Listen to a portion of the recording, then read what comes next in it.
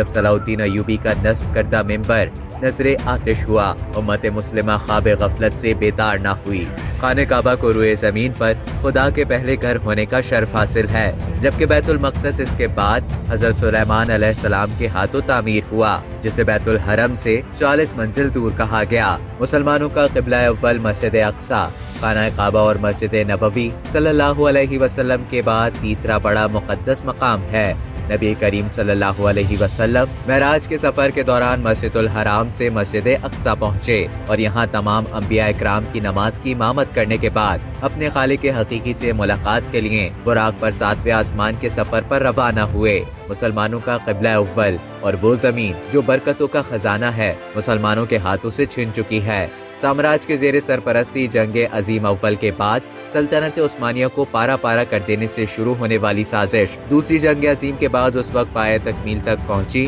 جب 1948 میں مسلمانوں کے سینے میں خنجر کی طرح اسرائیل کو پیوست کر دیا گیا۔ منصوبہ بندی کے بغیر اور ہتھیاروں سے لیس ہوئے بغیر کی جانے والی جھڑپیں اور ہلکے پھلکے احتجاج سے صہیونیت کا بال بھی بیکار نہ کر سکے۔ مسلمانوں کے جرم ضعیفی اور انا پرستی کی وجہ سے اسرائیل نے انہیں 1967 کی 6 روزہ عرب اسرائیل جنگ میں عبرتناک شکست سے دوچار کر دیا، اور فلسطین کی آزادی کا مطالبہ تو ایک طرف لینے کے دینے پڑ گئے۔ اس جنگ میں اسرائیل نے غزہ کی پٹی، ویسٹ بینک، جزیرہ نما سینائی اور گولان کی پہاڑیوں پر قبضہ کر لیا۔ یروشلم کی حدود کو بڑھا دیا گیا اور مشرقی یروشلم بیت المقدس کا علاقہ بھی اسرائیل کے قبضے میں آ گیا۔ 21 اگست 1969 کو آسٹریلوی یہودی نے مسلمانوں کے قبلہ اول کو آگ لگا دی، جس سے مسجد اقصی کئی گھنٹوں تک آگ کی لپیٹ میں رہی اور جنوب مشرق کی جانب عین قبلہ کی طرف کا بڑا حصہ گر پڑا، جبکہ محراب میں موجود ممبر بھی نظر آتش ہو گیا، جسے صلاح الدین ایوبی نے فتح بیت المقدس کے بعد نصب کیا تھا۔